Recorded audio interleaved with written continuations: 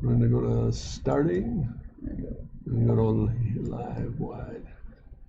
Hey, good afternoon and welcome to the Dream Labs. And boy, is it my pleasure today to invite what I would consider to be the guru of design and my wingman here, and that's Shadow Man from the obvious observation of the Star Citizen gang and all of you out there who know him very well. Hello, everyone. Hey, good to have you on board there, Shadow. And I just a real quick intro here. I think we, over the last few days, have been gotten together and sat down about what to chat about and what we're going to work with here in terms of future process and future programs. But he brought up a good point. He said, well, let's go back into the Manticore thing and kind of review the history of this thing and take you through the lineup of where we started, how it all started, and then obviously, just as a quick insert, it all started from your audience participation, and Shadow put on a program 3 weeks ahead of time, 3 weeks probably ahead of time, where I sat down and started looking at the feedback you gave to him, and I started doing some pencil sketches and the like. So all that to say, the backlog was really intriguing, and I can't thank you enough for the interface and also Shadow's input on putting it all together.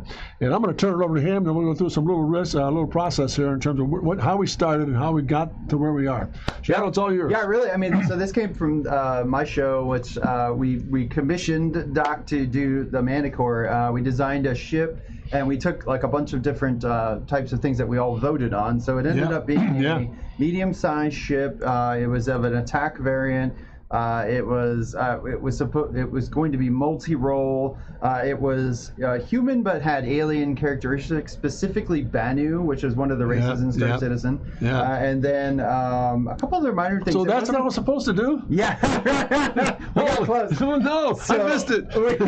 we took it, and actually it was funny because like I started to feed some of this information over to Doc long before we even did the first show. That's right. And that's where some of this stuff, which you guys may have not even saw. So that's one of the reasons why we wanted to go through this. So what we want to make sure that you guys understand is that what we're doing here is selecting what you guys would like to see go to print. No doubt. So because Doc doesn't do a drawing or two, he does like 100 and then 100 more, you know. And it's funny because like I came in after just telling him he already had like 20 things drawn, and I was just like, wow. Yeah, so I want you guys to see all this, and then if you see something in here during the time, if I know this is live, if you're watching the VOD, go into the Discord. We'll here, just in case you don't have the Discord. Yeah, this is Jump into the Discord and tell us at what time point which one you would love to see go to print. Great. Because what we're also doing is the winners who are watching my show as the Doc was over my house and in the studio drawing this, we had at least 4 or 5 winners that won prints. You're going to get those copies free. Right. So of what we pick. Exactly. So, Very cool. Please do let us know, because we want to send you guys what you want to see, and then also we want to make available to print also what you guys were working on. So I just realized something too. It's using that camera and not that camera. Oh, is it really? That's fine. That's okay. It'll work. We're doing it live. We're not even using the good camera over here. Don't worry about it. We're masters of improvisation. Not at all. Oh, no, I was weird because I was like looking at it. I was like, wait a minute, I'm actually looking at this one and it's working. It's working. All right, well, anyway. That's great. So keep that in mind as you guys are watching, to make sure that when you see something, mark the time spot in Twitch and tell us in Discord. Very helpful. And we'll be able to get that printed up. So so again, so these are some of the early sketches that we're looking at here. These were from the first, I think I said Fighter and Banu is all he really he got on this. Oh no, I think it was Ship Size. Ship Size was part of it. Banu was part of it. It was human, but with Banu influence. And again, you're right, Sean. I think a lot of the input came from, again, your courtesy of putting out the program in terms of what it might encounter. And what I'm going to walk you through here is almost like a genealogy of the process side. And I think a lot of people, and I think it's important, and Shadow's a big believer in this as well. I'm a firm believer in this. A lot of people get involved, for example, they see the final product and they wonder, oh, that's neat, but how did you get there? And one of the nice things about, go ahead. I realized another thing, we're using the wrong microphone. Hang on, we'll adjust here. We're gonna fix this. Okay, there we go. There we are. That probably sounds a lot better. Okay. Is that more better? Well, it's not gonna clip as much. I noticed when I laughed it clipped, and I know that mic does that. Okay, so now Nemo, if you're watching later, we've fixed that. Yeah, we got it, Nemo. Good job there, Doctor. Yeah, but I think that's really interesting to me how through the entire, for all my career, I've always been I'm really impressed about the fact that people ask questions about, gee, that's a nice sketch or illustration or a final piece. How did you get there? So over time, I think what I've spent a lot of time on Twitch is trying to tell a story about from the very, like the origin through the development and the completion. And I think I'll have to say that some of these really quick pencil sketches take about 45 seconds to a minute.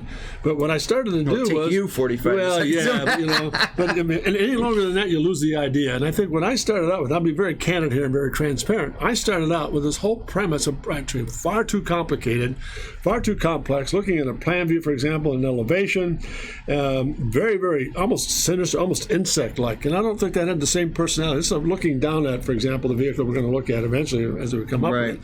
But yeah, and he'd only had one ship to work off, which was the Banu Defender. Yeah, and I looked at that. Because the I'm sorry, not the Minuteman, but the big one, the Merchantman. Yeah, the Merchant is very still in development, and there's tons of artwork that goes back way further before, and it's very across the board. So it's not really, there wasn't a design language yet. So really, he was only working off the Defender. Yeah, and the Defender was, from our point of view, so we kept looking at Defender from the point of view, it was a little bit of a clumsy stance on the thing. I don't know, but the lobster look or whatever it might be, but not being critical of the output, it's a very dramatic looking machine. But we wanted to refine something here. But again, when I in complete honesty, I started out on a really very complicated premise here. Scale was okay, but the surface changes were just way too complicated.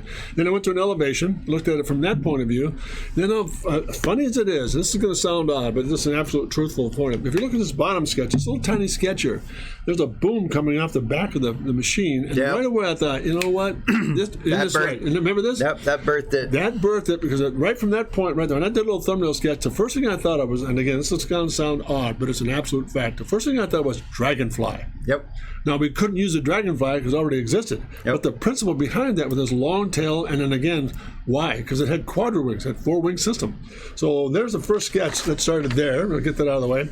Then again, notice I didn't give up yet. It's still really kind of complicated in terms of, this is a whole plan view. Look at that thing. It's just really way too, far too complicated. Very Banu Defender. Yeah. We kind of wanted to bring that in to see what was really we could pull off of it. And we realized there wasn't a whole lot there. No, and again, I tried to mimic that Defender look, and it just didn't hit that. To me, I kept going back to Dragonfly. There was something about that stance and watching them operate.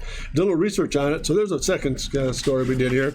Now, all of a sudden, okay, I gave up. There it is. Now we started to put this little tail pod in here, and started to look at maybe some swing wing systems on that butterfly or the Dragonfly upper. Not quite happy with the surface work yet, but again, the idea started to generate itself from point to point here. So jump in there, Shadow, if you think. Yeah, so you had the engine intake on top too, which I was saying this is definitely going to be both space and air. Yep. So we didn't want an intake that could be impeded by diving or pull up. So we immediately started to pull away from that. Absolutely. So we started looking at some of the nose graphics and some of the intake, but again, the real theme was getting this. But notice the quadri-wing was missing. It was just a double swing wing. So let's see. We go back in there. We'll kind of keep coming, and all of a sudden, now some plan views started to take place, and then now it started to look a little bit more sinister engine nacelles up above, and then below, and then drawing through the tail boom, and then a nice little wing system here. What was missing again was that other wing. A plan view here. Yeah, we tried to make it look. We realized it would be very fragile as that way, so we started to try and bring it in a little bit, or allow it to have some sort of defensive mode. Yeah, and I think I agree or not. One of the sketches we looked at here and doing the process and doing it at Shadow's home during live in the evenings, there's those elevations starting to have some character. There's a nice little gesture shape here, starting to make some sense here. So we built off of that. Very clean. All of a sudden, it started to kind of get synergized. Then all of a sudden, it began to look more. This is more helicopter-like, but it still had that same complicated plan view. Same again. Yeah. So this is actually reversed. So that's what it still looks like a Defender, but turned around the other way. This is actually front of vehicle here. Yep. And then again, notice this is more of the capsule look. And again, notice now the wings started taking place. There's a lower set and the upper set, and then that long boom with a gunner system at the tail section. So that started to kind of move in the right direction. Then we went to this, and just kept developing it, and then looking a little closer at some of the front end capsule graphics. Yeah, we kind of went with that. We wanted a high high visibility cockpit, which we think is really important, because if you play Star Citizen, a lot of the cockpits don't have a lot of really great visibility. And when you're being shot at, that's kind of important. Yeah, that's true. But again, that's a good point about getting a lot of high visibility there. And again, a little elevation study again looked like a pretty promising process as far as stance is concerned. And let me at this stage of the game kind of describe what that really means. When you look at an elevation or a soldier study like this, the most important thing about it is knowing what I got from Shadow and the input from the community out there that you guys have put together, the process of what you like and dislike. There was always a measuring stick in terms of, am I matching or am I trying to be compatible with what I'm hearing out there in the audience? And I think this started to work with it because it was very graceful.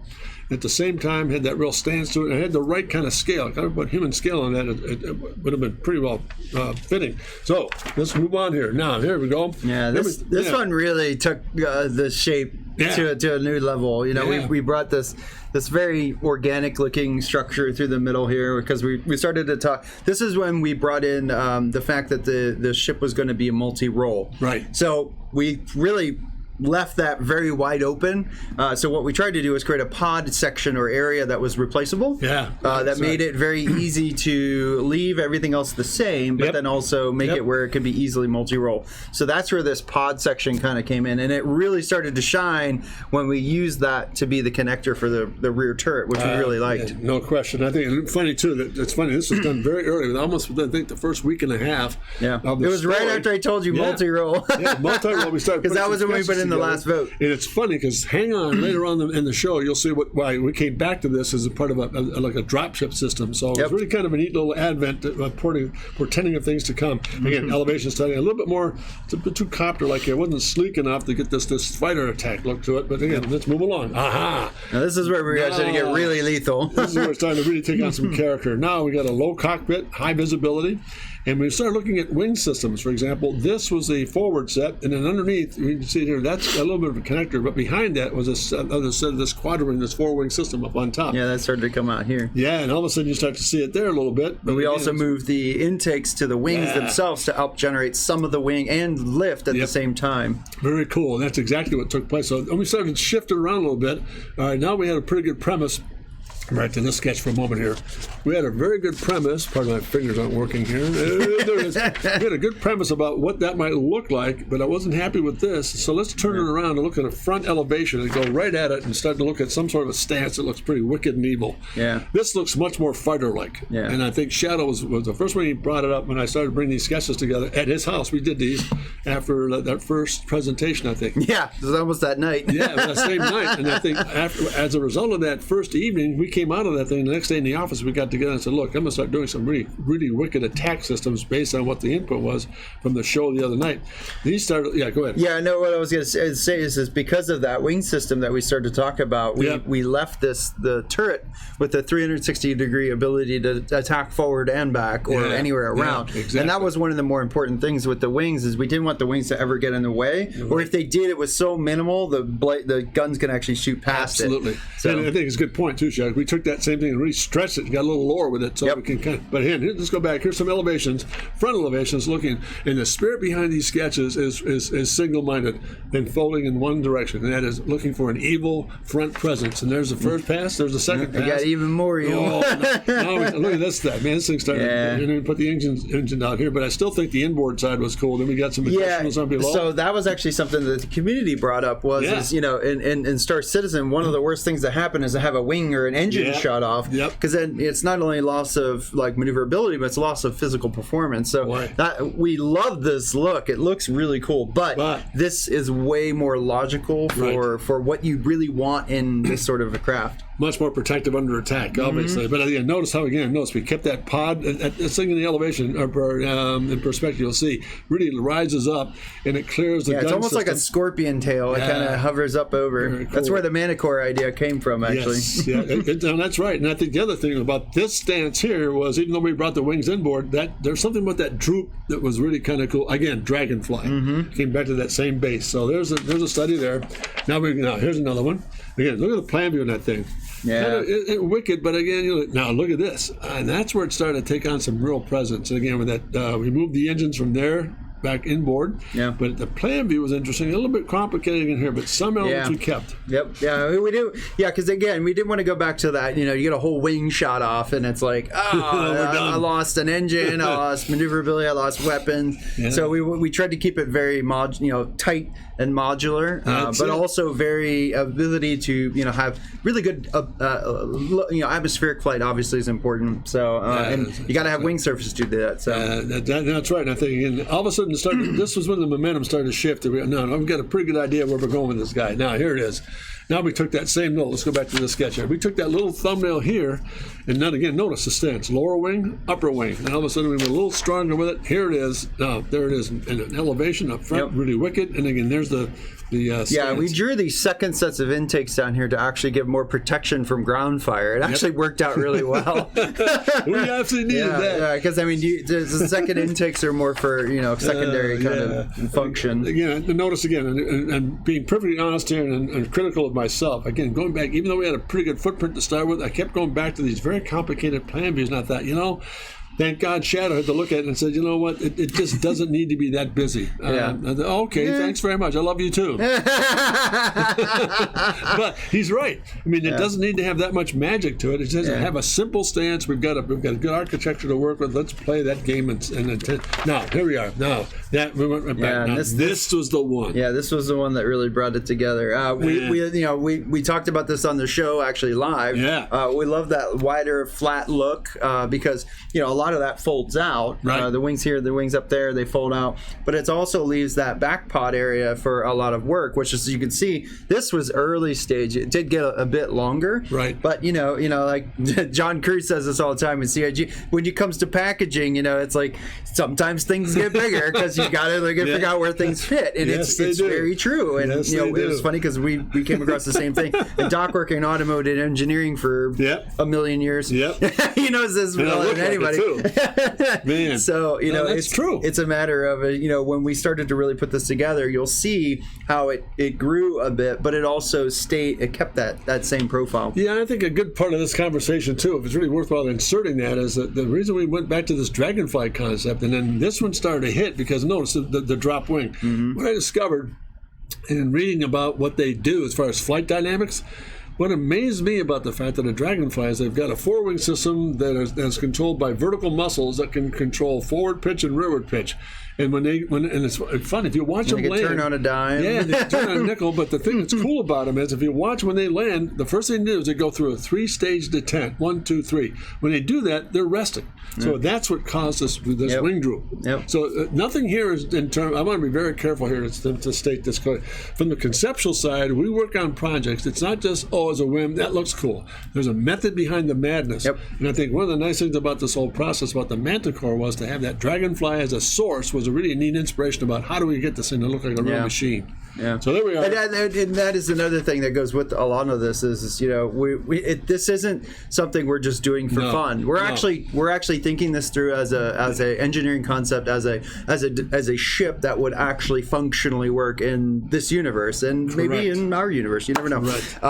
And that's what is because I'm a huge engineering background. Doc is in automotive engineering, but he's also done product engineering, and we understand how stuff works, and it has to work, and it has to be durable. It has to be able to sustain light. It has to be able to it has to be sleek and look good. It has to sell. There's so many things that you have to look into, but the engineering thing is it has to work, and I think we've kept that constantly in sight, and I love that. Yeah, no, I think it bears a witness as well too. I think a lot of the conversation we're having now about this process, and I've been going the litany from start to finish, is a lot of your input on the live shows at Shadow's house and introducing the thing before we started the actual drawing process or sketch rendering process came as a result of your input about what the system should look like and what has to be prioritized. Yep. So again, that's true. That's all. This is all done by method here. Now now we get into some really wicked looking rear 3/4.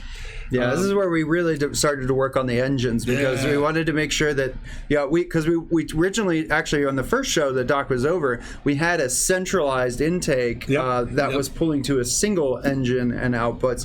But then we started to realize that because this is multi-role, it would probably need more power than what we should, think it would need, just in case it did need that, like in a some sort of micro drop ship that might be contained. Maybe it has a small vehicle in it.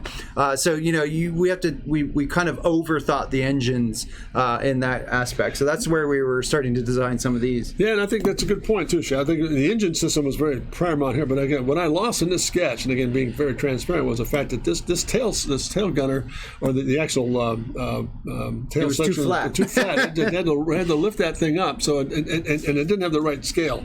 Kind of wick it up and through. This was starting to take on some shape, but again, a little bit too busy. And we went to this, turned over to a front 3/4, and again, trying to show the wing system here. And again, it's got really complicated. Yeah, I mean, this was the first cockpit that we tried to get away from a very buggy kind of look, that's and right.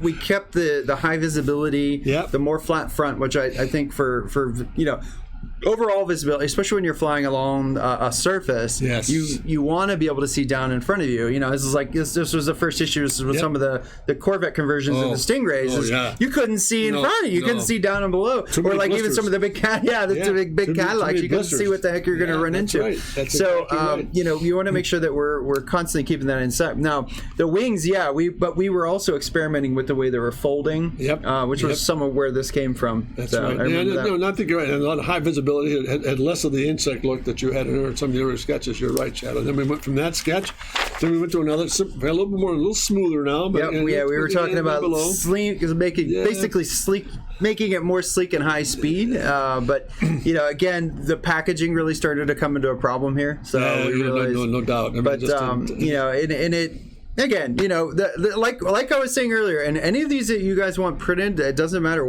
if it's one of these or whatever. We could even add a little color to it if you really, really want to see one. Yeah, but any of these that you want to see printed, let us know, because just give us a timestamp in the Twitter.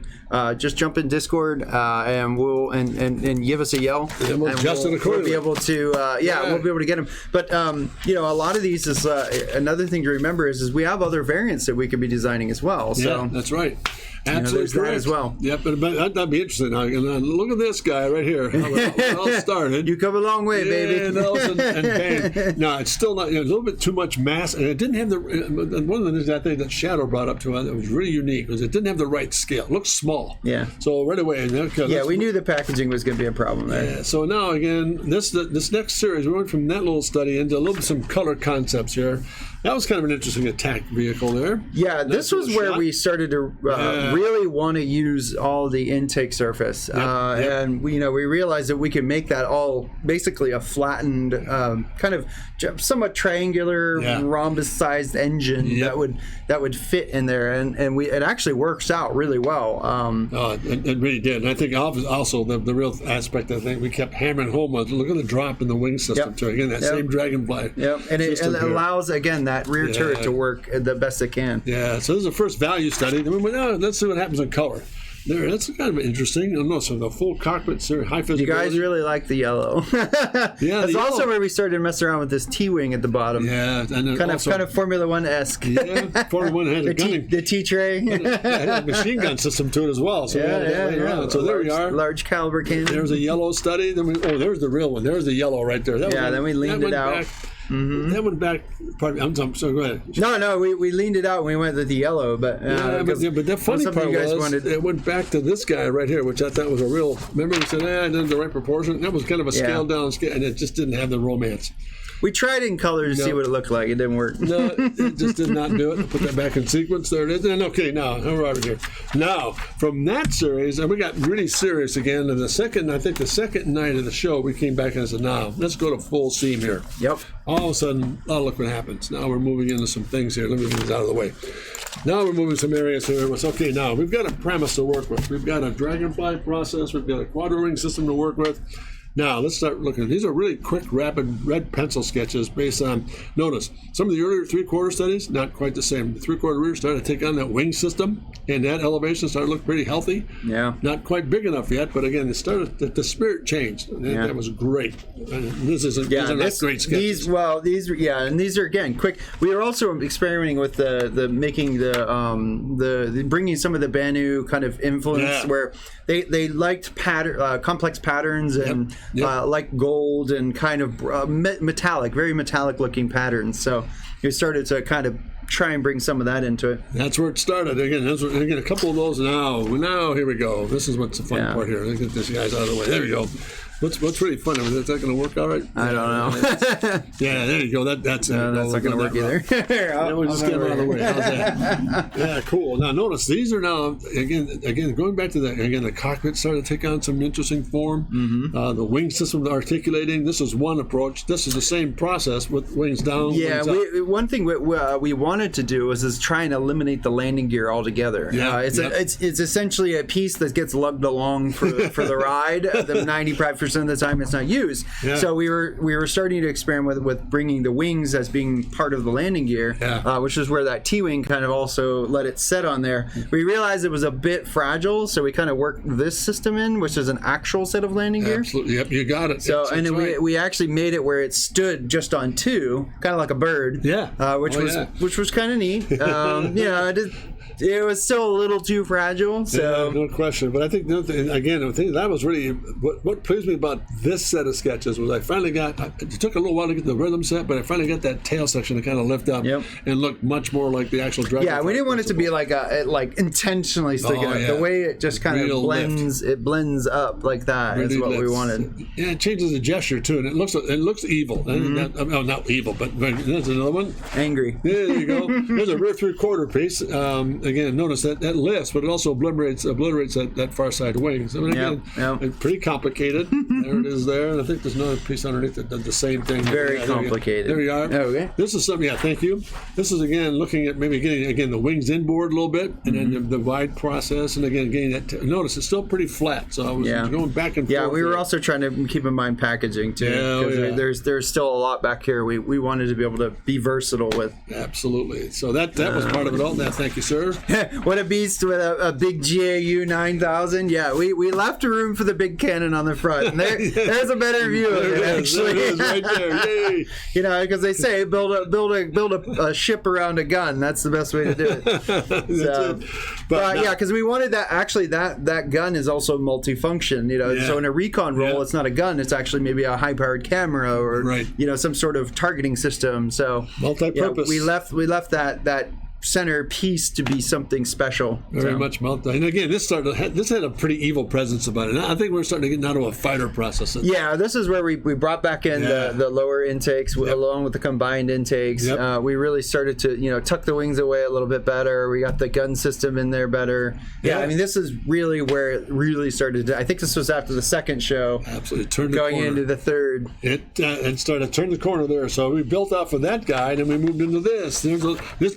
This is interesting. Now, thank you, Shadow. Mm-hmm. This is a line study of the final composition piece for the attack mode of the Manticore. So and we really like this one. I mean, there wasn't a thing about it that nobody didn't like. Right. We kept the nice cockpit that we wanted. We leaned it out a little bit to make it feel a little more sleek. Mm-hmm. We really got the tail gun high. Yep. We allowed these wings to be scissored so they can move away when not in use. Like in space, you probably wouldn't need those at all. So they can scissor away and give the rear cannon more view. It also allowed us to bring the engines basically back a little bit more and be a lot bigger because we wanted to oversize those for a lot of reasons. That's great. But this was right on target for what we wanted on the final. Yeah, I think it did. You're right. I think that what it resolved for us was the overall feel about an attack aircraft had the right kind of scale. You'll see in a moment the scale change, and I think you'll see it when this is in flight and when it landed. You'll see a difference there. But what I thought was neat too. Gives the opportunity to really kind of maintain that dragonfly look with these dihedrals, but at the same time extended the engines up on top and then the lower piece, and then it really got a nice fantail behind it all. So it had a lot of stands to it. So also we were talking about at the same time, it also opened up area for the center pod to drop because it gave us a lot more room and flexibility with that rear pod to be able to do what we needed. Very much. I mean, it's a great story from start to finish, but we haven't done it yet. So there was the actual line study. Then we went from that into that. There was the final comp. There you are, sir. Yeah. There's the final comp, and then there she is. So live and in color, and amazing how it all came. And again, you can't, even at this, again, being very transparent, you cannot sense a scale here about how big this thing is. Right. And you'll see in a moment how we shifted gears. Somebody, in fact, it was in the show, wasn't it? Somebody said, well, it's kind of neat in flight, but what does it look like when it's landed? Yep. So we did a second one, which is actually going to be included anyway. Yeah, we're going to include it. And so that was the actual final comp for the attack mode piece. Now we're going to change gears gears a little bit here, and I'll go back to a little bit of a storyline. So that was a final color study. So hopefully you'll meet that meets your approval.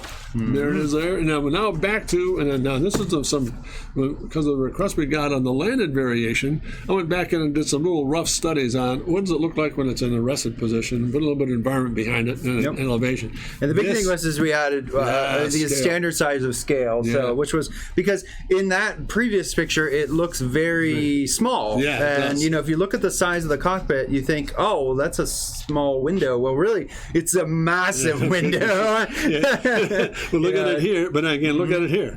That tells you what the scale of this thing is. Yeah, and that's a good way of doing it, right? Because that shows you how big that thing is. That's the mass we're after. Because we did shoot for a medium-sized ship, which in Star Citizen is more than 10 meters. So yeah, it definitely fits. Yeah, I mean, it was a real. I mean, I'll tell you from an illustration point of view, a conceptual design process, to maintain that scale in all the little studies was hard because sometimes I'd hit it, sometimes I wouldn't. Yeah. But sometimes you're a little skinny. More often the last two, not the good one. He designs sports cars for a living. So. That's a bad habit. It's a bad habit. Yeah, but again, notice again. Look at the mass of the wings. This thing really got some real girth and real business-like. So that pencil sketch started out, and then we went to.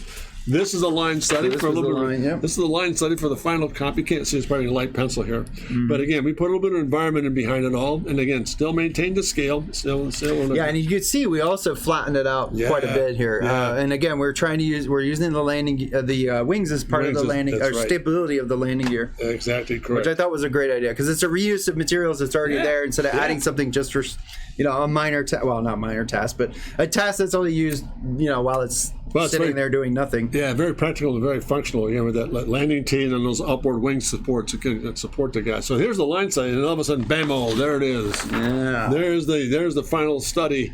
So this one will be obviously made available for purchase, and anyone who did win will be getting a copy of this as well. That's neat. So Ballistic, you'll be getting a copy of this as well. Hey, that's right, Ballistic. Hey, if you're home, if you're not sick yet, that's great.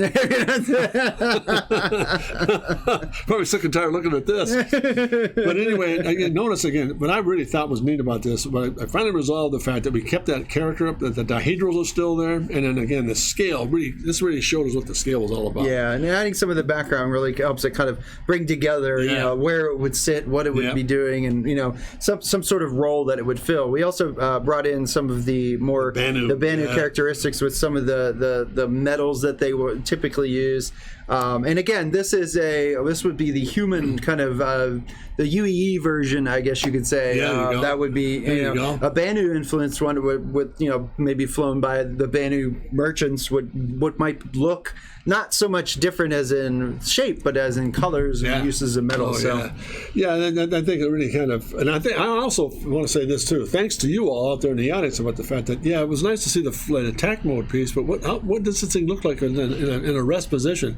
That was a nice tackle because it really imagineered from my point of view how to get the right view and the right stance at the right perspective to get this thing to read properly. So thanks to you, this worked out pretty well, I think. We got a lot of good reviews too when we put it all together.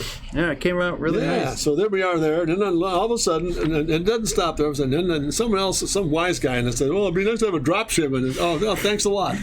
So we're not. I don't know how that came up actually. I don't know how that came about. All of a sudden, that'd be so nice. How does that look like a drop ship? I don't know how that came up. I don't either. But anyway, there we are. We did talk about variants, so we kind of pushed it. We figured what's the biggest potential version of this? Yes. And we figured it would be a drop ship. So that's kind of because we wanted to be able to show its flexibility as a multi-role, which is what that was heavily voted on. So and I think that's a good point too, Shelly, because it goes back to the very first night we put together the live action piece. It was a trifold setup, and I think this is why it was so critical to go from A to B. Yep. Now we started doing some exploratory sketches. Thank you.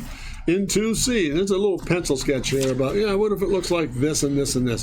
So we're working on that cargo that cargo area, or that it's really as a multi-role area, because we discussed it could be a torpedo bomber, it could be a bomber, it could be an assault gunship, like maybe bristling with some extra cannons that come out of this, or turrets. It could be a drop ship, it could be a vehicle drop ship, it could be there's a number of things that we could do with it. So we tried to make this rear section and very, very versatile. So we made sure we went with a height that was tall enough to stand in. It had, we really thought this through. So Doc is really messing around with shapes and kind of, what it would look. Would we extend it if it was needed more room or, things like that. So we started to really push the limits on this. Well, I'm glad you brought that up too, Shadow, because one of the things we talked about, these are very quick little modular studies about adding dropping the Dragonfly extension and putting a cargo. It could be cargo, it could be munitions, it could be all manner of things. It could be troop drops, you name it. So, I got a question. Was it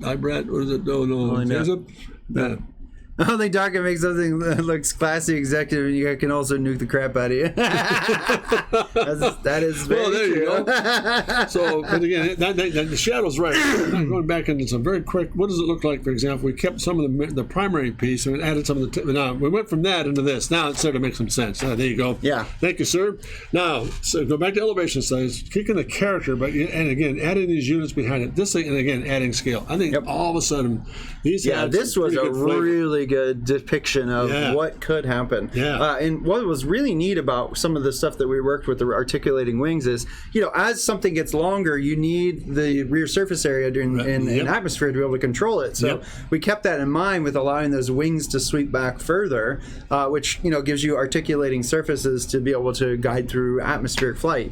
So, and that was what was neat about. We went literally twice the distance of length here, easily, and it still works. So that's great. That was really fun to really push this thing to the edge. Yeah, I think that we knew we had a pretty good fun. But I think the other thing that was a surprise to me in the dropship system was this: if you look at these sketches and you don't see it in the fighter, and you don't see as much on the fighter because it's pretty active.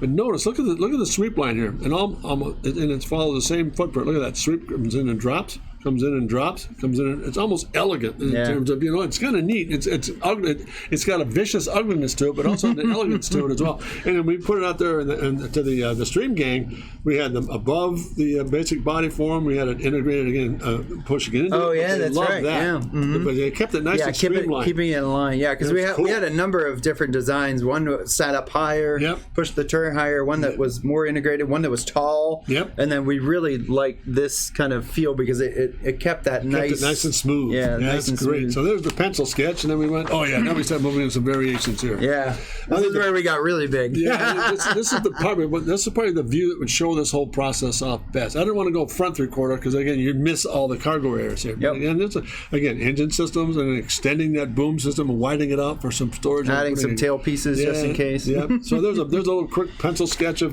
volume 1. Thank you. Into volume 2, notice it's still keeping the dihedrals in place, but again, just trying to get the right character set. A little bit weak there. Yeah, and with a cargo variant, we were kind of thinking, well, you probably want more tail defense, so we went with twin turrets. So we went kind of experimenting around. Yeah, just playing. And then the third one was getting a little closer. I didn't really care for this almost like a reduced storage capacity. Yeah, it also got a bit long and lanky. It didn't have the same grace or the same impact of the storage system we're after in that drop system. Now, however, from that I thought, you know what? Again, the last conversation was, okay, how do we bring this back to some of the pencil sketches? Here's the final study. Yeah. No, look at that, guys. So it's bigger. Look at that. But you'll notice there's quite a few things that we added. We integrated the turrets right into the real tail section. We created a unified section here that allows us a double fold out. Essentially, it opens up like that. It's a swing gate. So, and what's neat about that is it's uniform storage, because you want to work with uniform storage. You don't want to work with, it'll fit in this section, but not in that section, we started to think of that. Yeah. We pulled the extra set of the quad wings, but we added these back here, So, yes, it's a lot bigger, but it's still the same ship because this module just plugs in and the other module plugs right back out. Yeah, you're right. And it has the cool dihedral, the extra 2 wings on it. No, you're right. I mean, you look at it from there around to here. This whole front capsule is all that's all body in white. Standard. This just changes. And again, notice we got some really good gutsy out of this. Yeah, and it became very big, but we also realized that coming out of the back was a problem. So that's why we created these really unique kind of it's like an insect-like opening.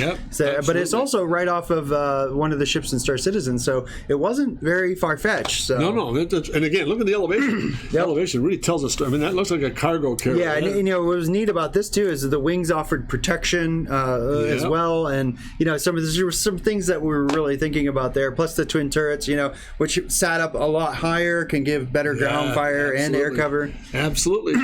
Well, I'll tell you what, Shadow, it's hard to tell. The really difficult part of the process here. That does it for us. I mean, I hope this has been an entertaining for you as much as it has been for us. It was nice to go back through and look at the process side of this. And again, and before we go to the next phase here, again, thank you so much for all the inputs you guys put together. I mean, really a huge difference in putting this program together. And I think what it did for us, thank you, sir. Because that's the one that many of you didn't get to see. Yeah, that's the one you didn't get to see. But I think the one thing for us is it gives us an option to go back in and do. We want to do more programs like this, don't you think, Shadow? Yep. No, I mean, we were talking about it earlier, and that's something that we're opening up to you guys. You know, because it started on my show, but it it revolved around this, and that's it's been really fun doing this. So we're thinking about doing like a bi-weekly and pushing it a little later in the day. So because we know a lot of you couldn't join for this show. That's really the real life cardio probably increases multitude with the size. They get more disproportionate. Yes, yeah, size per profit. Yeah, that's actually very true, Caleb. No, and that's we're trying to keep this as realistic as possible because it's fun to think of the hard stuff, and being able to design stuff that actually works. It's hard, and making it cool and fun, and do all the stuff that we talk about doing. So that's really what we like tackling. So that we have the G12 project, which we had almost to the finish line, so we're discussing maybe finishing that up. There's a couple of we could do another ship, we were saying there might be a station, there might be maybe we design the next LMP hypercar because that's something that's coming out in 2022 2023, so fun, right. Or it's really up to you guys what you want to see. We love this engineering kind of challenge and then designing it with you guys with your input. So, by all means, let us know. Jump in the Discord, get loud. Tell us, what you want to see, when you want to see it. Yeah. If there's anything during this show that you want to see printed, let us know because it's very easy to do. We can, just give us a timestamp in Twitch when it came up. We can definitely get that printed and make available to you guys. Like we said, the two prints that are going out to the winners, and then anything else you guys select will be part of that to the people who did win during the show when Doc was over in my studio. Right. So those will go out as well. So do let us know what you want to see for those. And again, what are we going to do in the future? We love doing this. It's really, we want to get more fan interaction and listen to you guys and start talking it through because it's very fun for us to tackle these engineering challenges. Yes. And get to make them look as good as they do.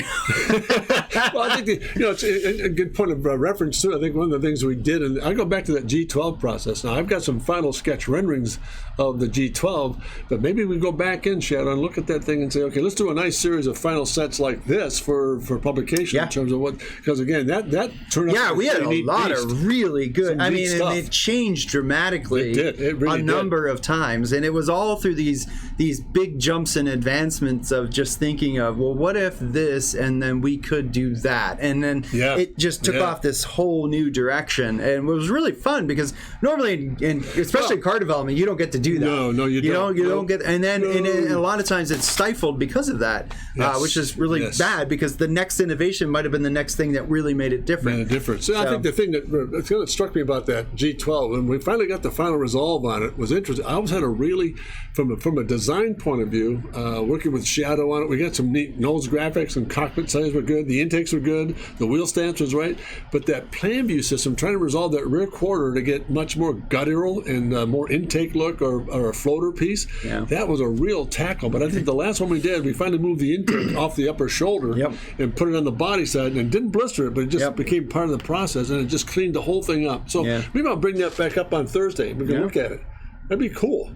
Maybe say, okay, here's the final go-around, guys. Yeah, because the reason we did that, too, is because it left a room for when you're going up over extreme hills, you would create a vacuum by going down. Yep. So we created a unit intake that basically came from both sides. So no matter what direction you're turning or where you're going, you always had air pressure. So and it never looked right. The intake system we had initially, we're putting it up on the shoulders, for example. Your body line came through, and then up on the shoulder, right behind on the cockpit were the intake jets, and it just didn't feel right because especially in a front three-quarter view, because it looked like it was an add-on. Remember the old Countach with the intakes up on top? Sure, making a new one. No, well, they should make another new one. Yeah. The scale on that thing was huge. Yeah, it's it big. is, But anyway, massive. that was a neat design process, because when I finally got the fact it was Nemo, thanks to him, was the guy that says, finally you got a good resolve in that intake system, because it's all part of the body system. Yeah, we actually took the intake off the top and turned it into downforce across the center diffuser, which worked out really good. We got her. Oh, it was your favorite. Ah, very nice. Oh, that was? Caleb, then, that's something we could totally go back to, because I mean, we had a lot of fun with that. The problem with that one is like you said, it just kept finding these big innovations, and it changed like a lot of it. And then like we got that center cockpit down, and then we realized we wanted it to be separated, and then that worked. But then it was working backwards, and then as we changed things, we had to kind of work forward again, and then work back. And then I think we kind of scrapped the whole thing and got even leaner and lower and wider, and that's a neat exercise, Shadow. Maybe the next live piece we do together would be to bring all the history out, not all of it, but some of the later development of the G12, and say, okay, this is where we are. Do you want to see a nice final print of that, or do we do some fun? I mean, I could maybe on Thursday this week I might just go ahead and do a couple little pencil sketches. Why don't we do that? Why don't this tomorrow? Yeah, Thursday. Bring that out, and then I can come back. We'll shoot for like a Wednesday evening, like a 6 o'clock Eastern, something like that. Yeah. And then we'll retackle that and kind of just start going through that, because I mean that was really a great project to work on. It's probably because the Countach was your favorite. Yeah, it was my favorite too. Which was it? Probably because the Countach. I mean, did you see the new one, Caleb? I don't know if you saw the new one. Yeah, Doc's right. It's big. It's very big. Scale. I mean, have they downsized? I mean, I think the overall drama is beautiful. I mean, they've captured the essence, but the scale was huge. Yeah, I couldn't believe how much bigger it got. Yeah, 22-inch rims. They look massive. Yeah, but I think that I think the G12. We're not going back into old histrionics and trying to revive a ghost, but I think there's something about that form study that was really unique, and I think it had a presence about it. And again, Shadow brought it up, and he was the one that started the whole process. Maybe we should do a G12 variation, because of the initial G12 did not look like a GT car. It really didn't. It looked like a car. it looked like a glorified an omnibus. Right? Yeah, glorified Omni Rover. 4 shillings to get your Trafalgar Square. It just did not look right at all. But I think what I might do, maybe, how about if we did this on Thursday? I'll just do some little pencil sketches, get with you at the end of the week, and maybe schedule something where we actually go back in and facelift that thing and say, okay, this is it. Yeah, and then finish it. Yeah, because I mean, we the biggest thing with the G12 was we started to try and renovate it, and then we realized that you had to throw the whole thing away. Yeah. Now we did carry some of the characteristics from it, but we built a new car, a new vehicle. So, but that was what really allowed it to go to 11. I mean, we really were starting to think about you can't think 900 years in the future. You might be able to think 50. Right.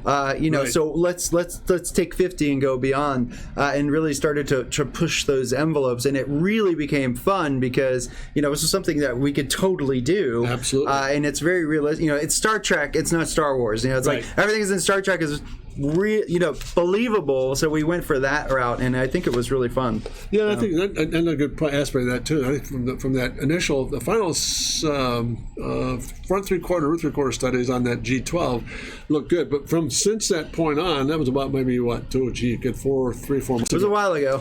What I thought was interesting from my point of view is now that I've learned some things about some surface work and how we can kind of retool that into the latest platform. Could be a lot of fun to look at. Mm-hmm. So, and again, if that's not something you guys want to do, let us know. We'll shift gears. And there's a lot of projects, and what I'm looking forward to, and I'll say this because he's here, I have a lot of respect for this man, and I think it's great to work with him because he knows a lot about the programs that are dealing with and how to innovate certain things. He's a great sounding board to work with, and I think he's got some great ideas about what programs we can do together. It's fun. And I'm kind of a car guy. Yeah, ship guy. Yeah, that's right. We both are. What's it, 18? Yeah, see, Caleb says 6 o'clock would work great for him. Great. That's so we'll try that. Yeah, we'll give that a shot. We've been discussing with Doc Show to try and push it later to work with. Not especially now that people are going back to work and back to school. Oh man. It's very hard to do a midday stream. Yes, it is. So it is. we'll work with it. 6 is a good time. So try. That'd be cool. We'll discuss. What we'll do is we'll bring it out on Thursday. Yep. You can kind of kick it around.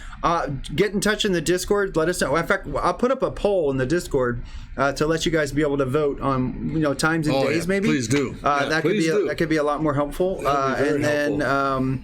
What we'll do is we'll start to do. We'll pick this up as a bi-weekly and kind of see where it goes. If it's really popular, we'll do it a weekly or maybe even a bi-weekly. Oh, we could make that very popular. I'm not. I don't doubt that a bit. Because we love the engineering challenges. So this would work out really well. And I like the interface as well. There's a lot of good. Sometimes I'll be very candid again.